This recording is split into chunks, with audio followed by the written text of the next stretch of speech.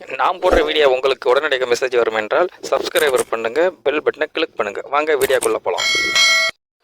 வணக்க மக்களே, நேற்று மதியம் ஒருவர் மருந்துக்கள் வேண்டி ஜிபே எண்ணுக்கு 1500 ரூபாய் அனுப்பி இருந்தார்.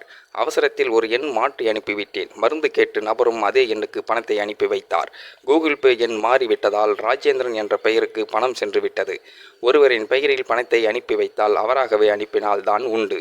நேற்று மாலை தான் எனக்கு இந்த விஷயம் தெரிய வந்தது. ராஜேந்திரன் என்பவருக்கு போன் செய்து பார்த்தேன்.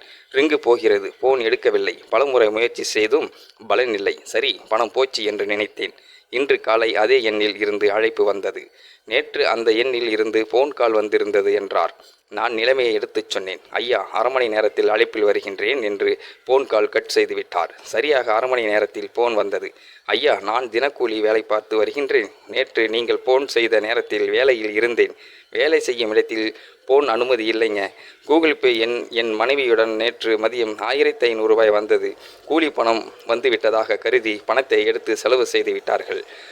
பல நண்பர்களிடம் பணம் கேட்டு பார்த்தேன், யாரும் தரவில்லை. ஒரே நண்பர் மட்டும் என்னிடம் 1000 ரூபாய் உள்ளது என்றார். அந்த பணத்தை அனுப்பிவிடுகின்றேன். மீதமுள்ள 500 ரூபாய் 2 நாட்களில் அனுப்புவதாக கூறி உடனடியாக 1000 ரூபாய் பணத்தை நண்பர் கூகுள் பே எண்ணில் இருந்து அனுப்பி வைத்தார். நான் அவரிடம் கூறிய வார்த்தைகள், ஏழ்மையிலும் நேர்மையாக இருக்கீங்க, மீதம் பணத்தை அனுப்பவில்லை என்றாலும் பரவாயில்லைங்க என்றேன். இல்லைங்க ஐயா, அடுத்தவங்க காசு நமக்கு வேண்டாங்க, என்னால் கஷ்டப்பட்டாலும் சம்பாதிக்க முடியும் என்றார். மனம் கனத்தது. சொந்தக்காரன், அண்ணன், தம்பி, நண்பன் என பண விவகாரத்தில் ஏமாற்றம் இந்த காலத்திலும் தெரியாமல் பணத்தை அனுப்பி இருந்தாலும் கிடைத்தவரை லாபம் என நினைக்கும் காலத்தில் நேர்மை, அடுத்தவங்கள் காசுக்கு ஆசைப்படாத இந்த குணம் எல்லோருக்கும் வராது. வாழ்த்துக்கள் ராஜேந்திரன்.